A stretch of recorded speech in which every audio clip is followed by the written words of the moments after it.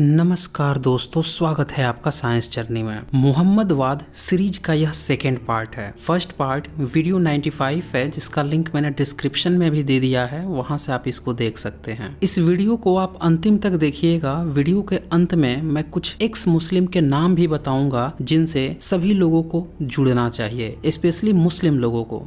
16 अक्टूबर 2020 में फ्रांस में एक 18 वर्षीय मुस्लिम युवक ने एक शिक्षक सैमुअल पैटी की हत्या कर दी। यह युवक चेचनिया निवासी बताया जा रहा है। जब स्कूल से छुट्टी के बाद सैमुअल पैटी अपने घर की तरफ जा रहे थे, तभी स्कूल से ही कुछ दूरी पर उसने 12 इंच लंबे एक चाकू से उनका गर्दन काट डाला। और इस घटने का कारण था कि उनने एक हफ्ते पहले ही अपने फ्रीडम ऑफ स्पीच के लेक्चर में चार्ली हेब्डे कार्टून की बनाई हुई मोहम्मद की पिक को दिखाया था और अभिव्यक्ति की आजादी के बारे में उनने उस पे अपनी राय रखी थी। अभी देखिए, कॉलेज स्कूल की घटना है, वहाँ पे अभिव्यक्ति की आजादी की बात बच्चों से बताई जा रही है। उस पे भी इस 18 वर्षीय मुस्लिम युवक को दिक्कत हो गई। इस घटना से पूरी दुनिया सन्न रह गई। ऐसा नहीं है कि यह पहली बार घटना थी, इससे पहले भी 2015 में इसी चार्ली हेब्दो के ऑफिस में घुसकर उसके संपादक सहित अनेकों कर्मचारियों को मुस्लिमों ने बेरहमी से हत्या कर दी थी। और ऐसी तमाम घटनाएं पूरी दुनिया में पाई जाती है। अचानक से मुस्लिम उग्र हो जाते हैं और लोगों की हत्याएं करना शुरू कर देते हैं। और उसके पीछे जब कारण खोजा जाता है तो कारण निकल कर आता है कि किसी ने मोहम्मद का कार्टून दिखा दिया था बनाकर, तो किसी ने इस निंदा की बात कर दी थी। सवाल यह है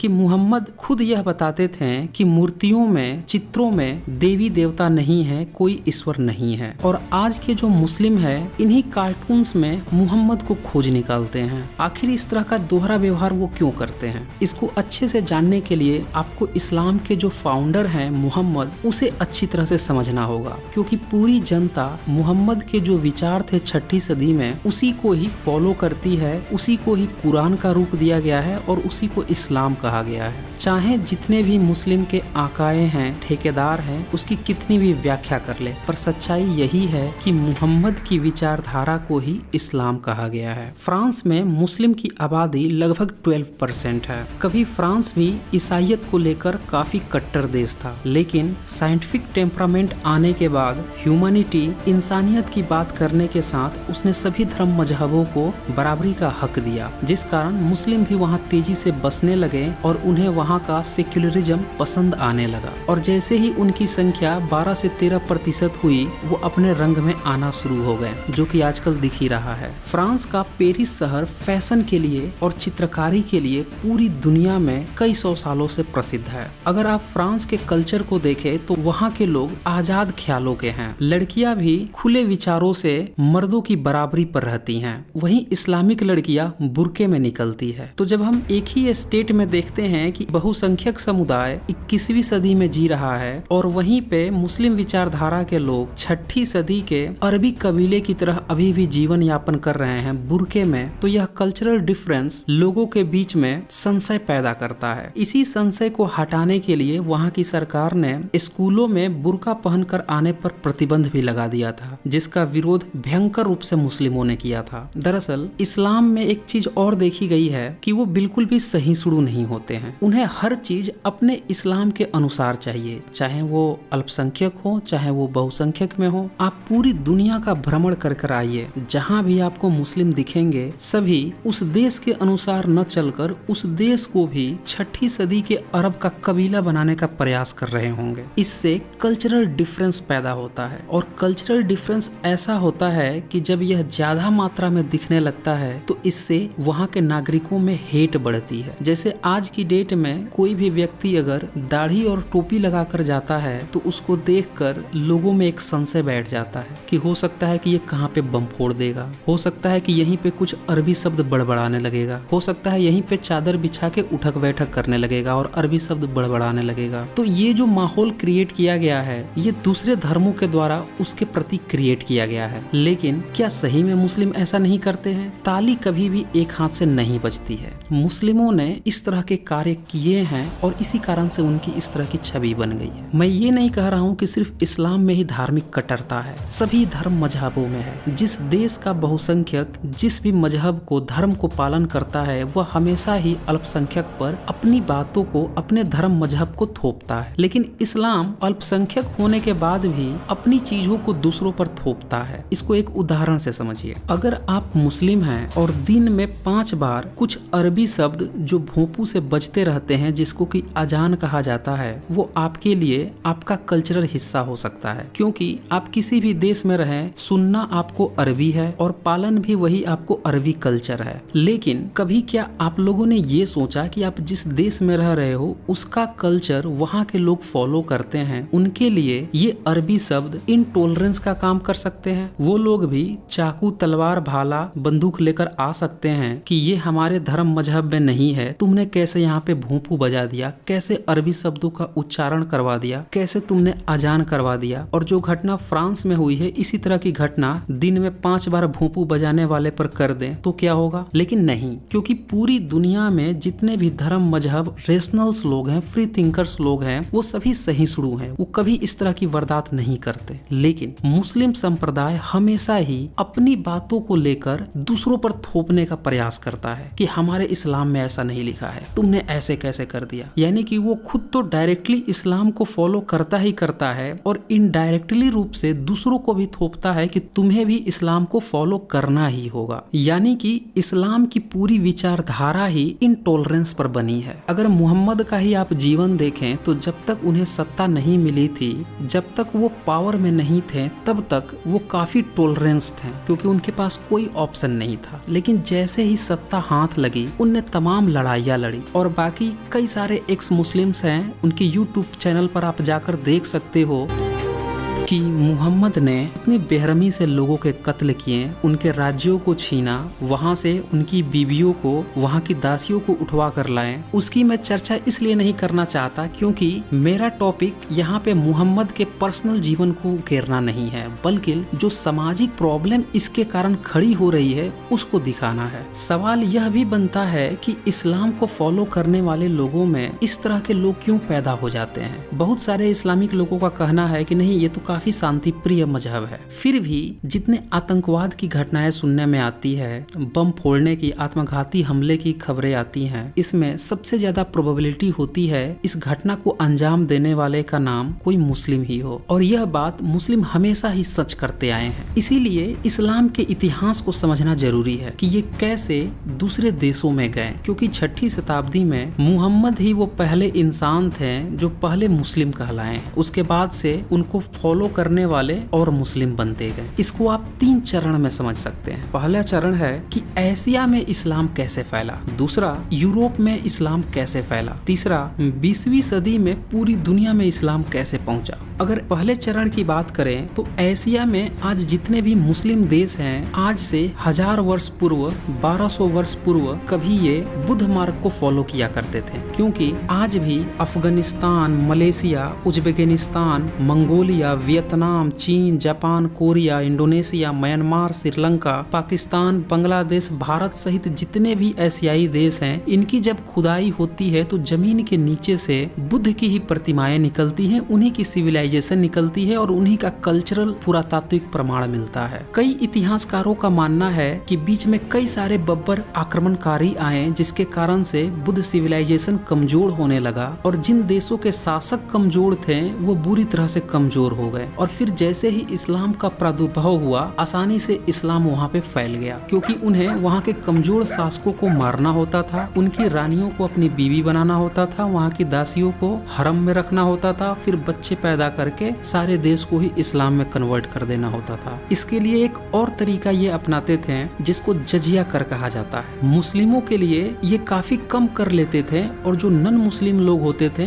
उनको जजिया कर लगाकर ज्यादा टैक्स वसूला जाता था। कभी कभी तो यह 10 गुना से भी ज्यादा होता था। इससे जो गरीब वर्ग होता था वो इस टैक्स से परेशान होकर अंत में मुस्लिम ही बन जाता था ताकि उसे कम टैक्स देना पड़े। लेकिन जिन देशों के शासक काफी स्ट्रॉन्ग थे वहां पे इस्लाम फैल नहीं पाया, जैसे जापान, चीन, कोरिया और भी कई सारे देश थे। अगर दूसरे चरण की बात करें, यूरोप में इस्लाम कैसे फैला। दरअसल यूरोप में एक देश है तुर्की, जिसे अब टर्की कहा जाता है और इतिहास में कभी यह ट्रॉय नाम से भी जाना जाता था। हालांकि उस पे मिथ की कहानियां भी काफी फेमस है। तो जब इस्लाम अरब से निकलकर विस्तारवाद की नीति पर दूसरे देशों में घुसने लगा तो इसने सबसे पहले हमला किया था तुर्की में, क्योंकि वही माध्यम था यूरोपीय देशों में घुसने का। जब इसके शासक तुर्की के कमजोर शासक की हत्या कर वहां पे कब्जा लिए तो फिर इनने पूरे तुर्की को ही इस्लामिक राष्ट्र में कन्वर्ट कर लिया। आज तुर्की में 99% से भी ज्यादा मुस्लिम हैं। लेकिन जब इनने तुर्की पर हमला किया था उस समय बाकी के यूरोपीय देश सतर्क हो गए। उनने अलायंस बनाया। चूंकि वो ईसाई देश थे तो उनने एक जबरदस्त रणनीति बनाई, जिस कारण मुस्लिम तुर्की तक ही सिमट कर रह गए, कभी उससे आगे नहीं बढ़ पाए। फिर 16वीं, 17वीं और 18वीं सदी में जब यूरोप तेजी से आगे बढ़ने लगा तो यूरोप में जितने भी देश हैं 50 देश, उसमें से 49 देश तो आगे बढ़ रहे थे, लेकिन एक देश था तुर्की जहां पे इस्लाम का प्रादुर्भाव हो गया था। वो उसी तरह से अपने नागरिकों को दिन में 5 बार नमाज पढ़वा रहा था और 16वीं 17वीं शताब्दी में भी 6ठी सदी के कबीले का जीवन जीने का प्रयास करवा रहा था। तो बाकी के यूरोपीय कंट्री तेजी से आगे बढ़ गए। साइंस में भी साइंटिस्टों को भी वो पैदा किए और अपने कट्टर पोपों से भी लड़ाई कर वो आगे बढ़ते चले गए। लेकिन तुर्की में कोई ऐसा साहसी व्यक्ति न पैदा हुआ न उसे होने दिया गया। इस्लाम की यही सबसे अच्छी खूबसूरती है। वह आपको 21वीं सदी में भी 6ठी सदी के कबीले का एक खानाबदोश बना कर रख देता है। नतीजा यह हुआ कि पूरे यूरोप का बीमार देश तुर्की को कहा जाने लगा। यह जीके का प्रश्न बन के रह गया और आज की डेट में सभी मुस्लिम देश टर्की को सबसे विकसित देश मानते हैं मुस्लिमों में। तो इसी से आप अंदाजा लगा लीजिए कि इस्लाम किसी भी सभ्यता सिविलाइजेशन को कितना पीछे कर देता है, स्पेशली इस मॉडर्न युग में। इसके बाद से जो तीसरा चरण था कि 20वीं सदी में पूरी दुनिया में इस्लाम कैसे फैला। दरअसल द्वितीय विश्व युद्ध के बाद पूरी दुनिया में तेजी से रेशनैलिटी फैली, स्पेशली यूरोपियन देशों में, क्योंकि वो द्वितीय विश्व युद्ध के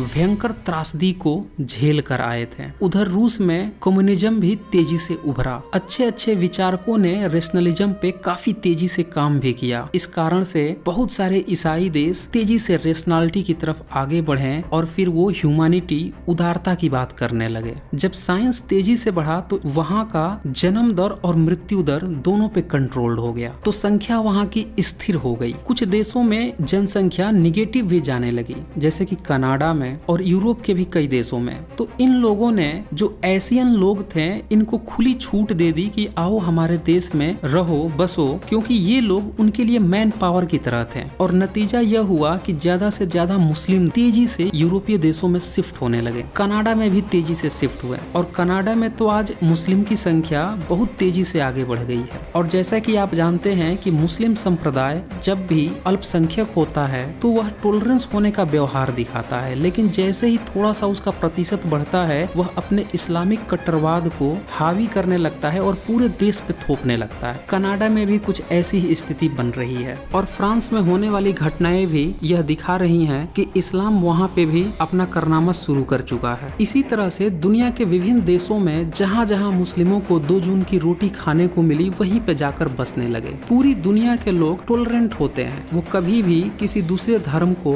या किसी दूसरे संप्रदाय के रीति रिवाजों को इनटॉलरेंट नहीं करते। सबने सहा, सभी लोगों ने उन्हें मस्जिद भी खोलने की आजादी दी। वो लोग दिन भर भोंपू चिल्ला के 5 बार अरबी शब्द बड़बड़ाते हैं, सब लोग सुनते हैं, किसी को कोई दिक्कत नहीं। लेकिन इस्लाम को इस बात से दिक्कत है कि उसके मजहब में ये नहीं लिखा है तो दूसरे ने क्यों नहीं फॉलो किया, और जाके उसका गला काट देगा, बम फोड़ देगा, चाकू मार देगा। इस्लाम की एक सबसे बड़ी ये भी दिक्कत है कि जहाँ भी ये जाते हैं वहाँ पे जनसंख्या भी खूब बढ़ाते हैं। इट्स ओके, मुझे जनसंख्या से प्रॉब्लम नहीं है। प्रॉब्लम इस बात की है कि जब उन्हें ये बताया जाता है कि जनसंख्या बढ़ने से क्या क्या दिक्कतें होती हैं। आप भारत का ही उदाहरण ले लीजिए। कई राज्यों में, कई जिलों में पेयजल, जो मीठे जल का पानी होता है, वो विलुप्त होने के कगार पे है। गर्मी के दिनों पे तो बिल्कुल गायब हो जाता है, अकाल पड़ जाती है पानी की। ऐसी स्थिति में जब जनसंख्या का आहार बढ़ेगा तो कहाँ से वो पानी पिएंगे, खाने का अन्न कहाँ से आएगा, जो प्राकृतिक संसाधनों पे बोझ बढ़ते जा रहा है जनसंख्या का,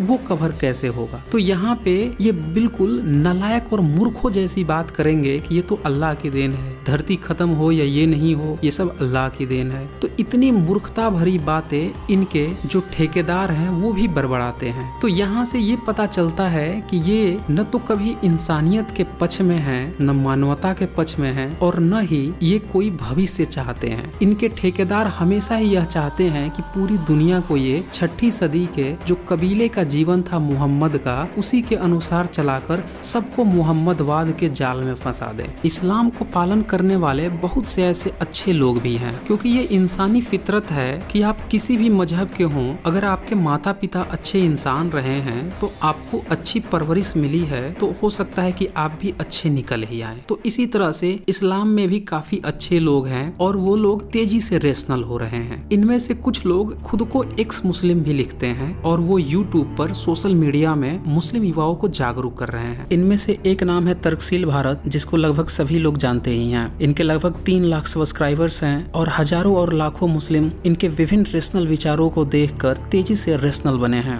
हाल ही के दिनों में एक नए उभरते यूट्यूबर्स भी आए हैं, जफर हेरेटिक। वो भी काफी बेहतरीन वीडियो बनाते हैं। अगर आपको इस्लाम में जितनी भी बुराइयां हैं उनको जानना है, उसे कैसे सुधार कर सकते हैं, तो जरूर आप इन चैनल्स को सब्सक्राइब करें। इसके अलावा कुछ बाहरी देशों के भी एक्स मुस्लिम यूट्यूबर्स हैं जो काफी अच्छा काम कर रहे हैं। इनमें से एक नाम है गालिब कमाल का। वो काफी मेच्योर अंदाज में अपनी बातों को रखते हैं। वो सभी कट्टर मुल्लाओं को इनवाइट करते हैं, उनसे डिबेट करते हैं और अपनी बातों को सार्वजनिक रूप से रखते हैं कि कहाँ पे इस्लाम में क्या क्या गलती है। और इसी तरह का एक और एक्स मुस्लिम है हारिस सुल्तान, जिनका यूट्यूब चैनल है पाकिस्तानी मुल्हिद, और ये भी सारे मुस्लिम ठेकेदारों को इनवाइट करते हैं कि आओ डिबेट कीजिए और बताइए कि कहाँ कहाँ पे इस्लाम में क्या क्या गलतियां हैं या सही हैं। वो उसको सार्वजनिक तौर पर उसमें क्या गलतियां हैं उसको बताते हैं और इस तरह से ये लोग हजारों और लाखों मुस्लिम युवाओं को रेशनल बनाने की तरफ अग्रसर हैं। तो इन लोगों की भी वीडियो को आप लोग ज्यादा से ज्यादा मुस्लिम युवाओं तक पहुँचाएं, क्योंकि एक मुस्लिम हो सकता है कि गैर मुस्लिम की बात न सुने, लेकिन एक्स मुस्लिम की बात जरूर सुनेगा।